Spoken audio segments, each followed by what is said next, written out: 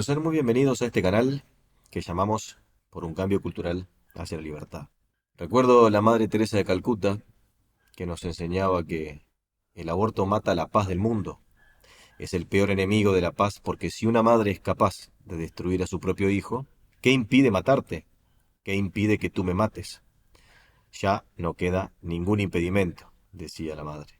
Entonces, esto me trae a la leyenda de Esparta, ¿no?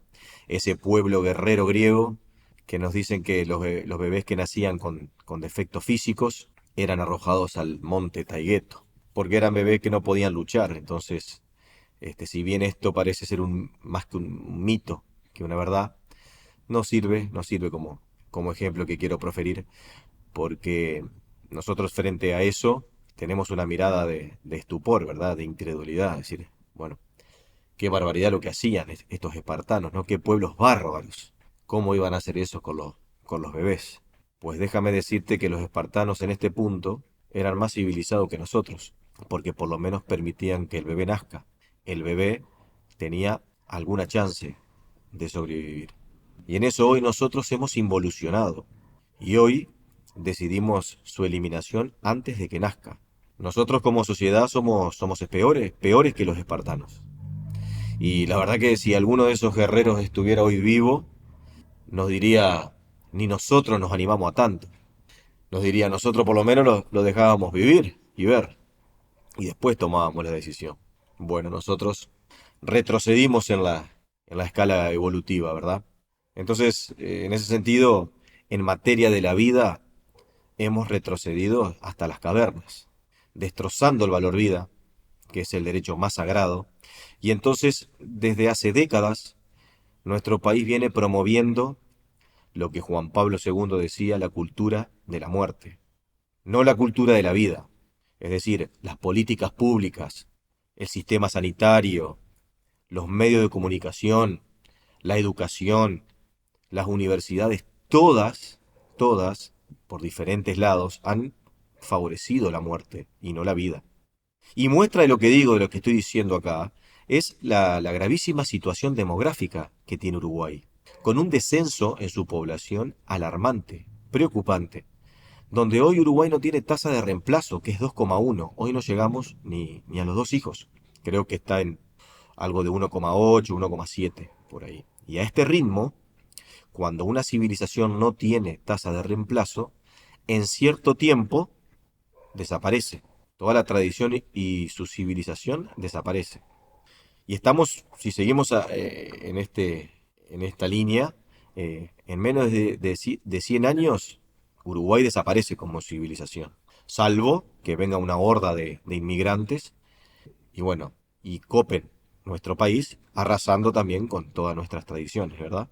Así que, de una manera u otra, es un tema gravísimo. Y esto, recientemente, el diario El País sacaba una nota donde nos informaba que en el 2023 fue el año de menor tasa de nacimiento de hace 127 años. Es decir, que venimos en un declive total. Y nuestros gobernantes se dan el lujo de aprobar leyes que perjudican y bajan la natalidad. Se dan el lujo, la sociedad entera a través de los diferentes mecanismos que les mencioné anteriormente, de dar un mensaje de muerte a la sociedad, en lugar de apostar por la vida, que es la única manera de lograr una sociedad más unida, más fraterna, con principios y valores morales sólidos, ¿no? Como vamos a ver, no es el aborto lo que soluciona las cosas, no es la muerte de vidas por nacer lo que logra que una sociedad salga adelante, ¿no? No es por ahí. ¿En qué cabeza puede llegar a caber que algo bueno puede salir de todo eso? Es decir, tratar a la vida como si fuera una cosa prescindible, ¿no? Como si fuera algo de mi deseo. Depende del deseo personal de la mujer, como algo planificable, ¿no? Es decir, si te esperaba y estabas dentro de mi agenda, sos un hijo deseado y te tengo. Y si no es así, si no te esperaba o tengo problemas personales que entiendo que son graves, no te tengo. Es decir, la discriminación, ¿no?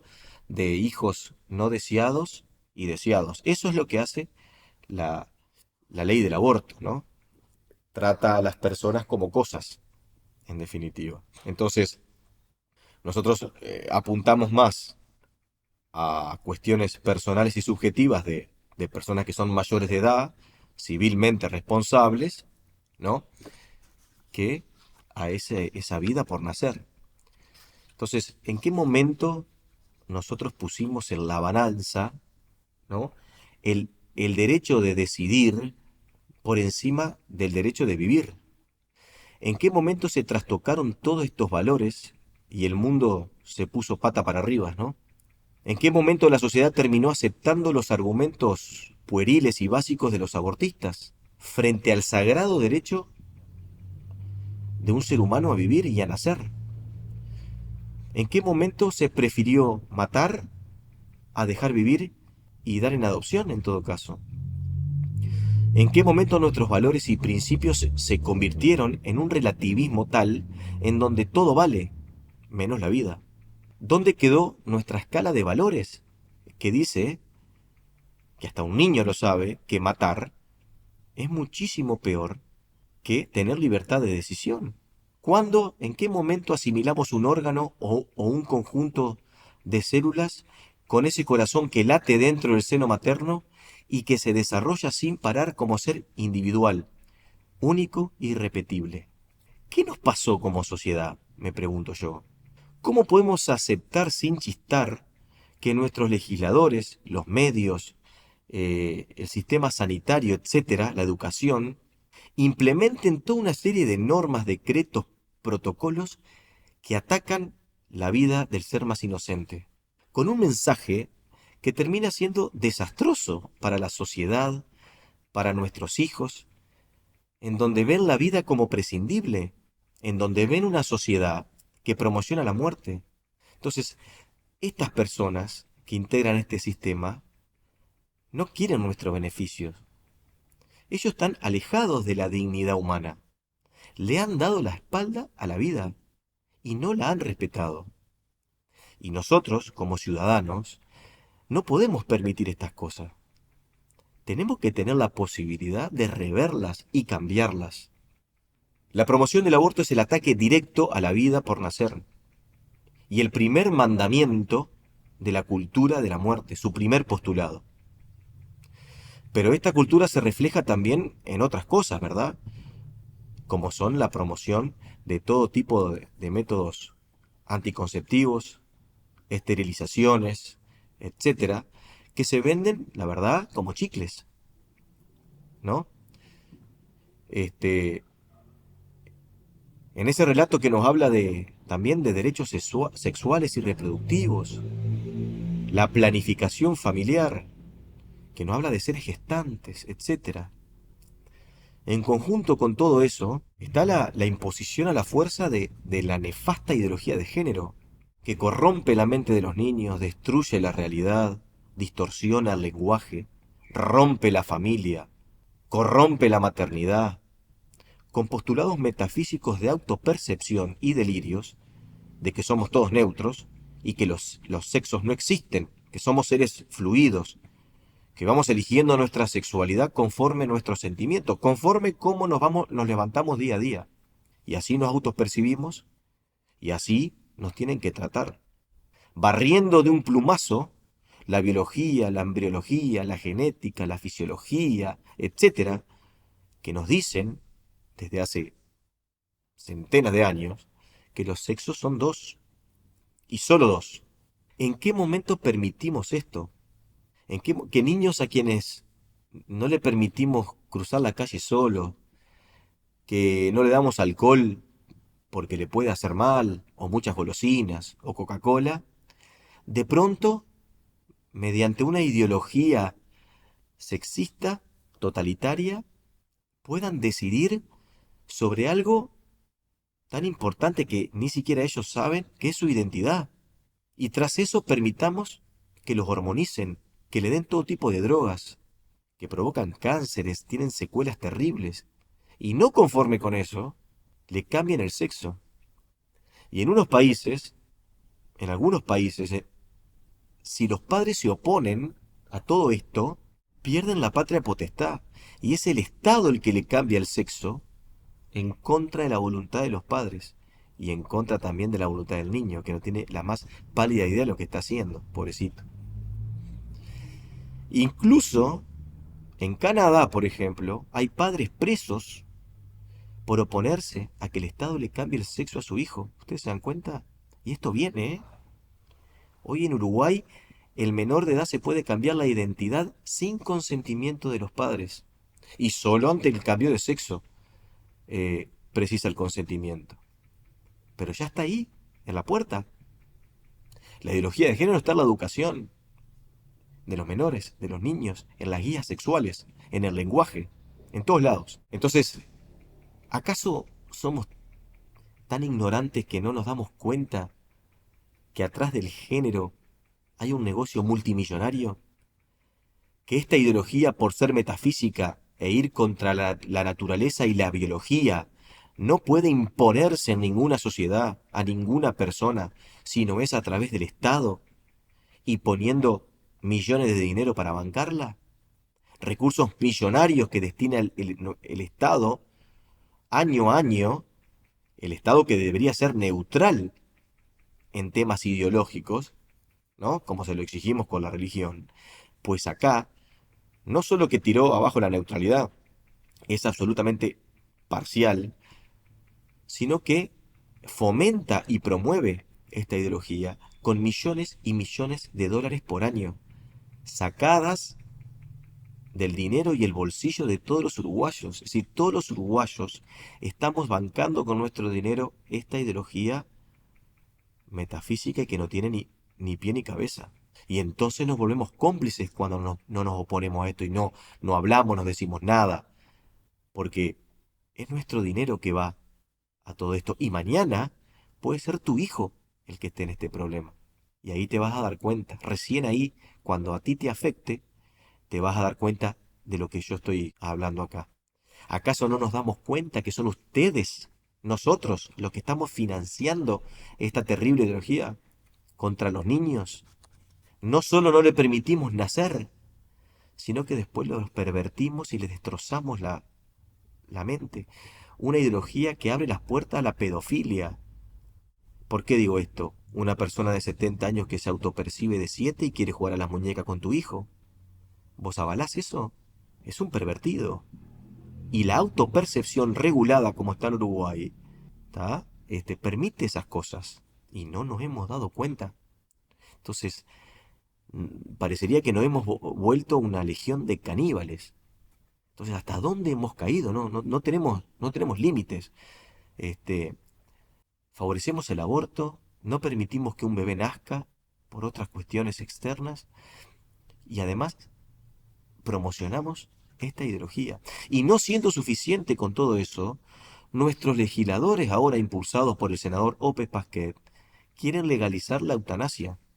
Y ahí sí, cuando lo logren, Uruguay habrá cerrado el círculo de la cultura de la muerte, matando a las personas al inicio mismo de la vida, desde su concepción, hasta su muerte natural. Entonces pasa a eliminar las vidas en los dos extremos. Entonces, fuera de este aspecto moral, ¿no? Que es el más importante y el ético, es inconcebible que nuestros legisladores se den el lujo de aprobar todo este tipo de leyes, ¿tá? De la cultura de la muerte, leyes, decretos, normas, protocolos, ordenanzas, en contra de la vida, cuando somos una población envejecida, donde los nacimientos está probado las estadísticas desde hace 100 años que venimos en declive, los nacimientos son cada vez menos y el 2023 fue el menor de 127 años y con una situación demográfica alarmante, gravísima, pero además con el agravante de que el mensaje discurre hacia la sociedad es malísimo. Ese mensaje de que la vida no vale nada, como dije anteriormente. En la diplomatura Provida, que estoy haciendo en el Instituto de Medicina y Psicología de Argentina, IMEP, me encontré con un relato que quiero compartir con ustedes y que muestra el lado oscuro del aborto que los abortistas no te lo cuentan, pero que es la vivencia de muchísimas mujeres. Esta experiencia tan dura la vivió la pedagoga social Amparo del Pilar Medina Guerrero, que es disertante de esta diplomatura. Así que ahora los dejo con ella para que les relate a ustedes la historia que yo mismo escuché, que por su interés se las comparto. La escuchamos y volvemos. Básicamente, nace desde el año 2006, después de que en el 2004 tengo una experiencia directa con el aborto. Participo directamente de un aborto con una amiga. Yo siempre fui defensora del aborto. Pensé que el aborto era un derecho de la mujer, pensé que el aborto era algo en el que solamente la mujer podía decidir, pero la verdad es que nunca había visto un aborto hasta el año 2004, en donde una amiga mía muy cercana, muy querida, se embaraza de una relación adúltera. Y claro, cuando tú estás metido en el concepto del aborto, en el concepto de que el aborto soluciona todos los problemas de la mujer, la respuesta que das es hay que hacerse un aborto. Yo había trabajado durante 4 años como consultora de un proyecto de salud sexual, reproductiva y género del Fondo de Población de las Naciones Unidas, y uno de los ejes transversales que manejábamos era justamente el derecho a decidir. El derecho a decidir en el cuerpo de la mujer era un derecho exclusivamente de la mujer. Y entre eso implicaba, obviamente, el aborto. La mujer no tenía que ser obligada a parir, la mujer no tenía que ser obligada a estar embarazada, y la decisión del aborto era exclusivamente de ella. Y ese fue el discurso que manejé. Le acompañé a esta amiga al abortuario y la experiencia, la vida me enseñó que el aborto era la peor decisión que una mujer podía vivir. Lo primero fue el encontrarme con una mujer asustada, nerviosa, totalmente indecisa entre si entrar o no entrar, algo que yo no me imaginé. La verdad es que una mujer que no cree en Dios, una mujer que ha defendido el aborto toda la vida, una mujer que ha estado en luchas sociales, totalmente convencida del tema, se imagina que la respuesta que va a dar una mujer que va al aborto tiene que ser a sí mismo, clara, sencilla, sin ninguna problemática, sin ningún cuestionamiento. Y claro, ahí aprendí que ninguna mujer va con una sonrisa en los labios, con la mano en la cintura a abortar. Esa fue mi primera lección. La siguiente lección fue cuando ella, ya con la anestesia peridural que le paralizaba de la cintura para abajo, me pide que le acompañe al abortuario, que entre con ella al abortuario, y me pide que no le deje sola. Claro, a mí me pareció tan raro. Mira, esto es tan sencillo, en 40 minutos vas a salir, no pasa absolutamente nada, tú tranquila. Además, como habíamos trabajado en el proyecto, conocíamos al abortero más famoso, conocíamos al abortero que había sido capacitado en varios sitios, que el Fondo de Población mismo le había ayudado para que salga y se capacite y aprenda a hacer abortos limpios, como le decíamos, ¿no? Entonces yo decía, tranquila, no pasa nada, no entendía lo que estaba sucediendo. Y claro, mi segunda lección con el aborto fue que él necesita ayuda y lo que te pide ese momento es ayuda, porque en el fondo no quiere asesinar a su hijo, en el fondo no quiere matar a su hijo. Lo tercero fue el momento del aborto, ¿no? O sea, mirar todo lo que sufre una mujer en el aborto, mirar los aparatos que entran uno detrás de otro, las cucharetas que van entrando una detrás de otra, el sangrado, la aspiradora, ver cómo caen en un frasco que es como una pecera los restos del bebé, ver cómo es destrozado este niño, cómo es succionado, la mujer desangrándose con las piernas abiertas frente al abortero de una manera totalmente fría, va haciendo su aborto, luego se levanta, coge el frasco, bota el frasco en el servicio higiénico, jala la cadena y te dice de una manera tan fría, el procedimiento ha terminado, ella puede salir de aquí, en 40 minutos ya absolutamente todo el proceso estará ya en su curso, no va a necesitar más que unas pastillas que les dejo afuera. Si mancha más de una toalla sanitaria en una hora, por favor vayan urgente a una clínica, pero no le digan que abortó, díganle que creo que estaba embarazada, se rodó las gradas y no ha pasado nada. O sea, la manera como fue tratada la mujer, cómo es ultrajada, cómo es violentada, cómo es prácticamente cercenada el útero, a mí la verdad es que me dio escalofríos, eso no puede ser el derecho de una mujer, ¿no? ¿Qué le pasó al varón? Él vino, pagó los $300 y se largó. O sea, a él le costó un minuto de placer y $300. Lo que le dolió fue el bolsillo. La que puso su cuerpo, su sangre, su vida en riesgo, absolutamente todo fue la mujer. Entonces ahí vino un cuestionamiento muy fuerte y también vino un síndrome posaborto muy fuerte. El oír a niños llorar me causaba una sensación horrible de ira, de rabia. Las mujeres embarazadas siempre me daban escalofrío, siempre estaba pensando en el bebé, en qué tiempo tendría. La mamá también sufrió un síndrome posaborto terrible, se metió en alcohol, se metió en drogas. La relación entre las dos nunca fue igual. Ella me hizo una pregunta en el abortuario y es, ¿en dónde está mi hija? Yo nunca le he podido decir que se fue en el servicio higiénico del abortuario, nunca más nos hemos vuelto a hablar, nunca más nos hemos podido mirar a los ojos, estamos totalmente separadas, distanciadas cuando éramos como hermanas. Nuestros hijos pequeños estaban juntos, se criaban juntos. La verdad que fue una situación muy dolorosa y es ahí donde realmente nace el proyecto, ¿no? Porque la pregunta es, ¿esto es lo que se merece una mujer? ¿Esto es lo que la mujer tiene que vivir? Y claro, para muchos de nosotros el tema del aborto parecía algo tan sencillo cuando realmente lo que veíamos eran restos humanos, sangre humana, y esto no era lo que la mujer necesitaba. Duro, ¿verdad? Bueno, ese es el detrás de escena del aborto. Detrás de esos relatos de autonomía de la mujer, de lo que llamamos empoderamiento, nos encontramos con todo este panorama desolador, ¿verdad? Que lejos de empoderar, empobrece. Esto es lo que no te cuentan. Lo que no te cuentan es el después. Los terribles traumas que vive la mujer después de haber abortado. Porque ella sabe lo que está haciendo. Ella sabe que hacerse un aborto no es hacerse un tatuaje. No es ir a sacarse un conjunto de células o un apéndice. No es eso. Ella en su ser interior sabe que tiene un hijo ahí adentro. Porque todos los síntomas que tuvo dentro desde que concibió le demostraron, hormonalmente, de todo punto de vista, que había algo ahí adentro que era diferente. Entonces la mujer sabe perfectamente cuando hace un aborto qué es lo que está haciendo. ¿Está? Y, y el síndrome posaborto, que los traumas y las vivencias de mujeres que están en muchos libros no fueron tenidos en cuenta en las discusiones parlamentarias. Nada. No solo estuvo ausente la ciencia, los estudios científicos de la biología, ¿tá?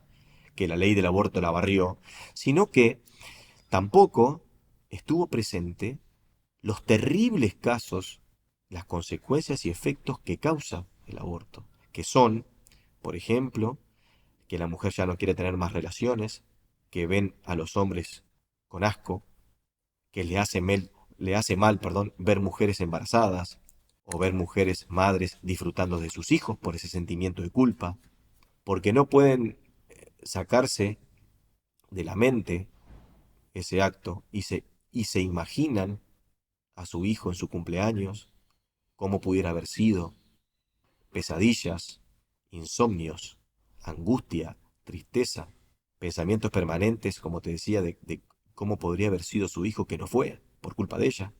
No se lo puede sacar de la cabeza. Muchas les piden perdón todos los días, otras les escriben poesías, cosas, hablándole. Son todas experiencias leídas de los libros que están ahí. Como dijo una persona muy sabiamente, ¿no? Es más fácil sacar al niño del útero de su madre que sacárselo de su pensamiento. Entonces, estas mujeres que después sufren, tienen arrepentimiento, remordimiento, se autoincriminan, falta de autoestima, depresión. Muchas mujeres incurren, como relataba la pedagoga, en vicios, drogas, alcohol, problemas de salud, anorexia. Otras simplemente no pueden soportarlo y se quitan la vida. Pero a ti no te cuentan que el 80% de las mujeres que abortan padecen después un trastorno mental y que una de cada tres tiene mayores riesgos de suicidarse. No te dicen que un estudio en China recientemente demostró que las mujeres que se hacen un aborto tienen mucho más posibilidades de desarrollar un cáncer de mama. Y ese estudio dice que el 45% aumentan en un 45% las que se hacen un aborto, un 76% de adquirir cáncer con dos y un 90%, casi un 90% con tres. Claro, Eliminar la vida de otro no es gratis, tiene sus consecuencias. Entonces, el síndrome post-aborto, yo no lo encontré en las discusiones parlamentarias de los abortistas cuando aprobaron la ley. Ni una palabra dijeron, ni los legisladores, que eran promotores de esto, como Constanza Moreira y Mónica Xavier, ni los expositores que pasaron por ahí, que obviamente en el Senado fueron casi todos abortistas, ¿no? Por supuesto. Entonces, ¿acaso te cuentan esta historia, esta parte? ¿O solo te dan el mensaje que el aborto no es nada, que es sencillo, que no tiene problemas? ¿Qué te vas a preocupar? ¿Es un ratito? ¿No tiene secuelas? ¿Cuál es el mensaje? Es este último el mensaje. Lo otro, lo oscuro, lo que se esconde detrás, lo verdadero, no te lo cuentan. Claro, ellos cobran, ¿no? Cobran el acto médico, pero después el que tiene que convivir con esa decisión irreversible, eres tú. Ellos no. Ellos seguirán su vida. Pero tú te llevas esa pesada carga. Yo les pregunto a ustedes, queridos amigos, ¿ustedes alguna vez vieron hacerse un aborto? ¿Cómo es? ¿Alguna vez vieron lo que vive la mujer cuando toma la pastilla abortiva y, y, digamos, tira el feto por el water? Mirá qué lindo ejemplo que tenemos. Estamos dando a la sociedad, ¿no? ¿Ustedes alguna vez vieron un feto abortado de 10, 12, 14 semanas o más? Porque hoy se abortan más, inclusive.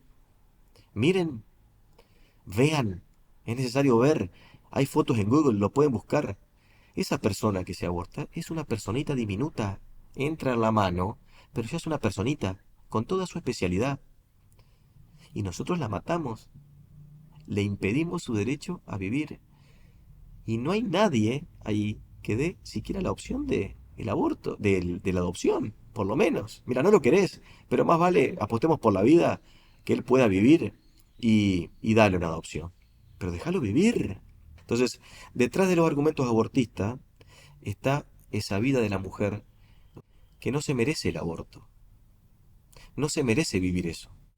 No se merece que le arruinen su salud mental y muchas veces la física, porque nadie puede decir que el aborto siendo una cirugía no tiene riesgos. Siempre hay riesgos. Y muchas veces el aborto por el raspado, la aspiración, todo eso, deja secuelas físicas horribles a la mujer.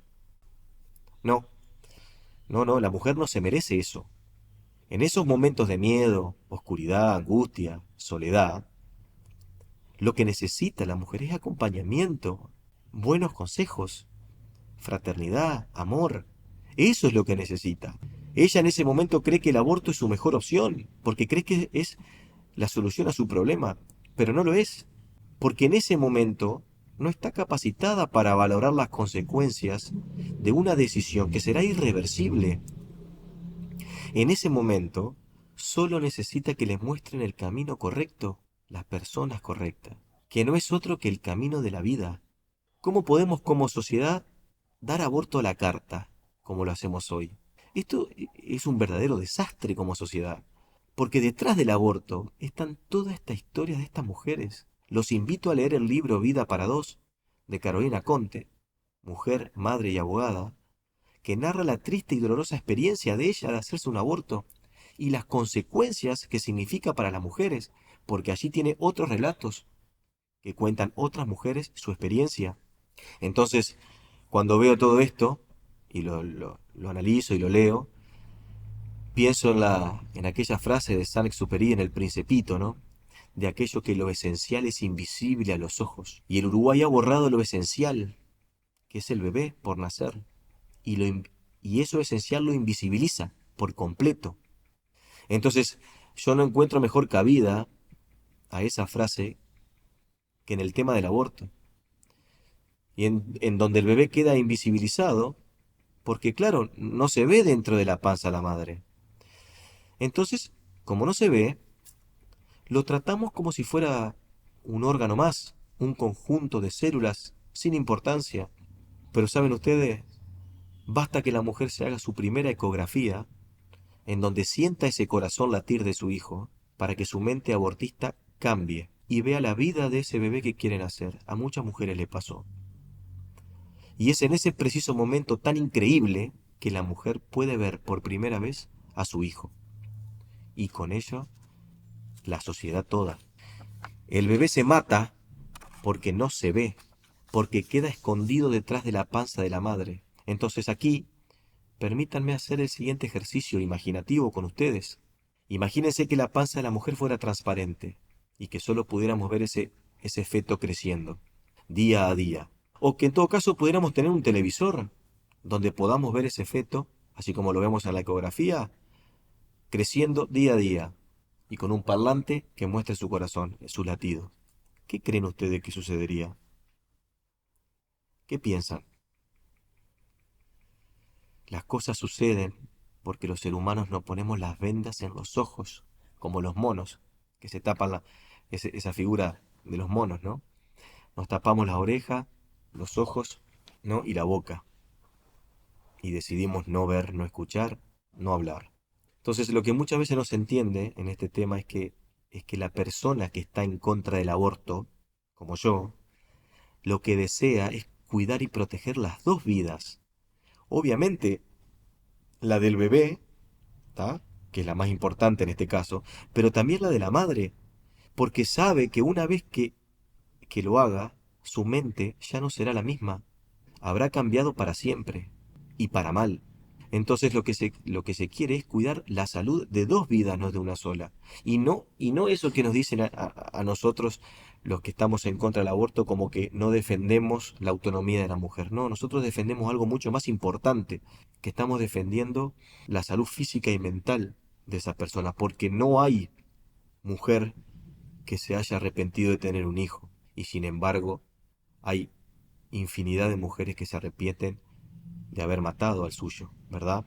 Entonces estamos cuidando que no cometa una decisión incorrecta por circunstancias que son pasajeras, que pueden ser entendibles, por supuesto, pero nada justifica, ¿no? Este, el aborto, porque con un buen acompañamiento esa mujer puede llegar a comprender lo que tiene que hacer, ¿verdad? Entonces, la persona pro vida respeta y quiere ambas vidas, y no como dicen los abortistas de forma malintencionada y engañosa, que queremos estar en contra de la mujer. Es justamente todo lo contrario. La queremos cuidar para que no tome la peor decisión de su vida. Como sociedad nuestro mensaje tiene que ser positivo, y entonces no colaboramos con la vida si nos dejamos convencer de los relatos mentirosos que nos dicen, por ejemplo, que la familia es un ámbito patriarcal de opresión, porque estos mensajes contra la familia, la maternidad, la crianza de los hijos, colaboran con la situación que estamos hoy, perjudican, ¿no? Perjudican la cultura de la vida y alientan la cultura de la muerte. La familia es el lugar más importante, sagrado y sano que tiene una persona para desarrollarse. Y eso fue así antes y es así ahora. Por más que haya un grupo de feministas o ideólogas del género o lo que sea que quieran enfrentarnos, no, la familia es lo sagrado en una sociedad, lo más importante, el primer vínculo social de la persona. Entonces no permitamos que nos digan que la maternidad es esclavitud, que tener hijos va en contra de la mujer porque no le permite conseguir sus deseos personales, que ser madre es ser esclava, porque no te permite desarrollarte. No, entonces, siempre en estas cosas, cuando uno escucha las conversaciones, ¿no? Si ustedes van a ser testigos, van a coincidir conmigo, que siempre se da un mensaje de la maternidad o de la crianza de los niños como con un sesgo negativo, ¿no? Como que qué dificultad, qué problema, como que ser madre es una cruz que nos puso Dios en esta vida, o una mochila llena de piedras, ¿no? Y no se trata, no es nada de eso. Pero hoy es frecuente escuchar ese mensaje.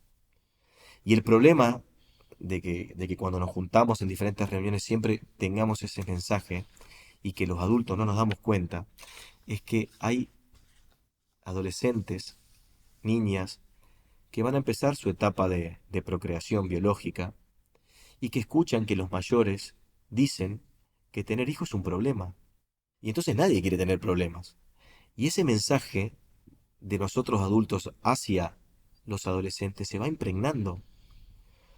Entonces, ¿qué creen ustedes que va a ser una niña, un adolescente en los cuales sus padres, sus amigos de los padres, etcétera, siempre escuchó que la maternidad y la crianza de los hijos es un problemón? Es natural que en la vida la gente no quiera tener problemas, ¿verdad? Entonces va a decir, bueno, yo no tengo hijos, es un drama. O voy a tener uno, máximo, como máximo dos. Y eso es lo que está sucediendo ahora.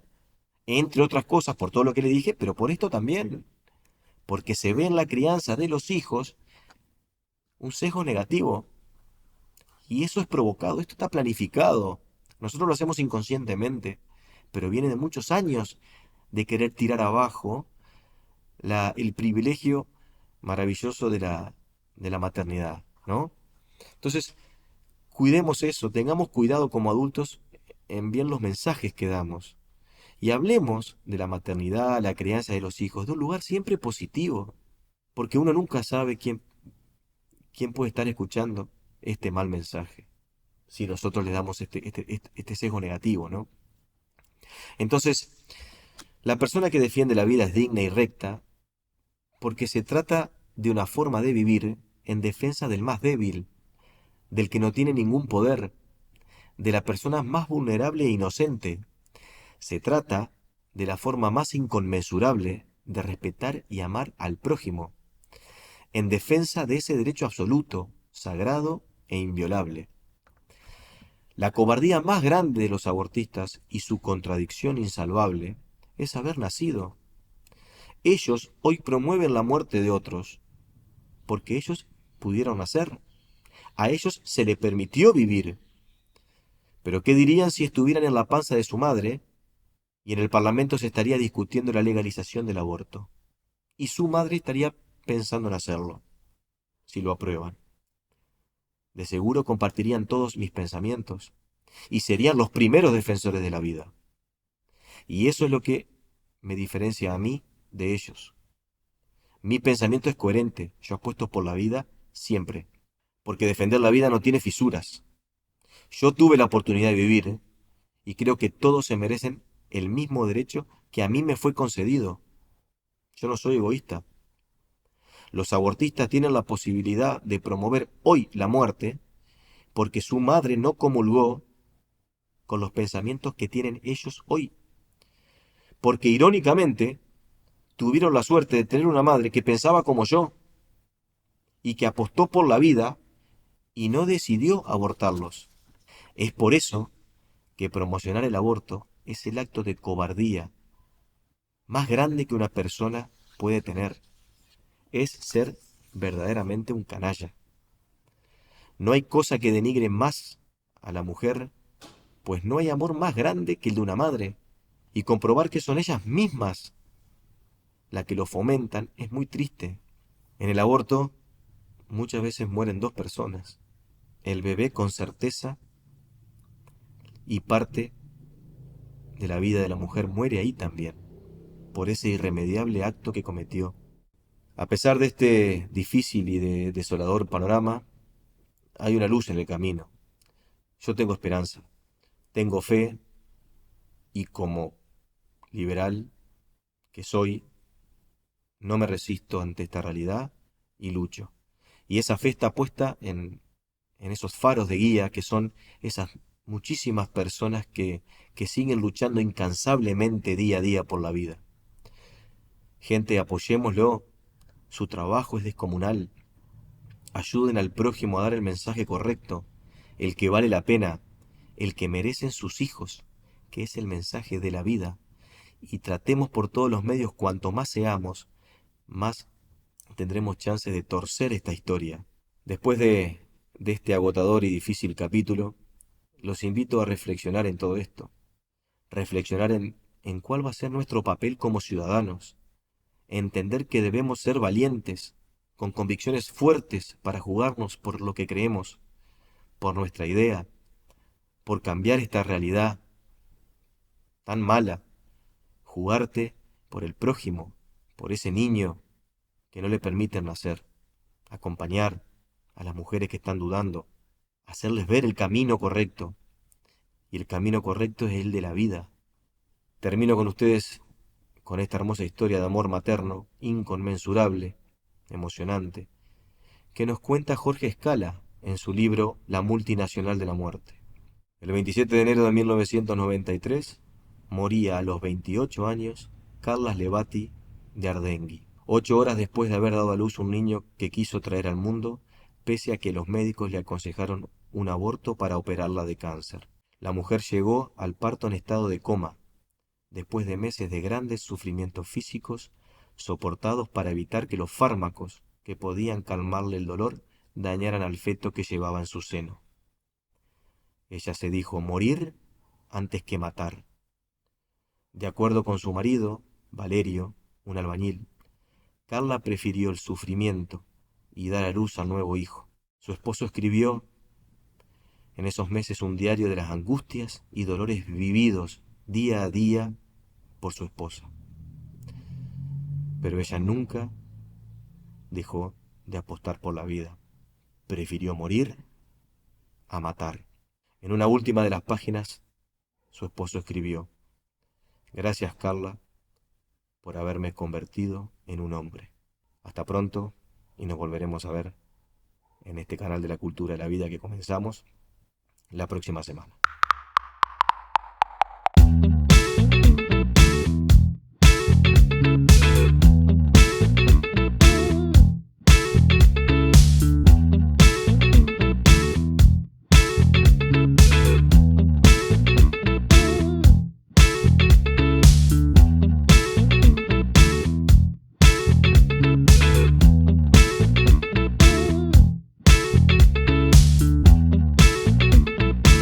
Una producción de Neurovibes por Blanca D.